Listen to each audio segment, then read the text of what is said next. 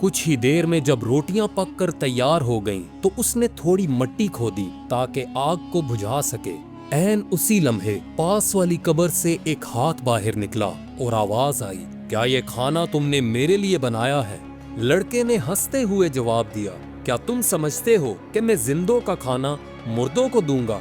ये कहते ही उसने एक चम्मच मुर्दे के हाथ पर दे मारा और कहने लगा, चल वापस जा, तू मर चुका है। फिर उसने रोटियां उठाई और सीटी बजाता हुआ पहाड़ की तरफ वापस चल दिया। जब वो वापस पहुंचा तो डाकुओं का सरदार उससे पूछने लगा, अब बताओ, क्या तुम्हें खौफ मिला? लड़के ने जवाब दिया, नहीं, क्या खौफ वहां था? मुझे तो सिर्फ एक हाथ नजर आया जो कब्र से बाहर निकला और मुझसे रोटियां छीनना चाहता था। मैंने भी उसे अच्छा सबक सिखाया और जोर से चम्मच उसके हाथ पर दे मारा और वो हाथ गायब हो गया। भला मुर्दे भी कभी खाना मांगते हैं? उसकी ये बात सुनकर डाकू एक दूसरे को फटी आंखों से देखने लगे।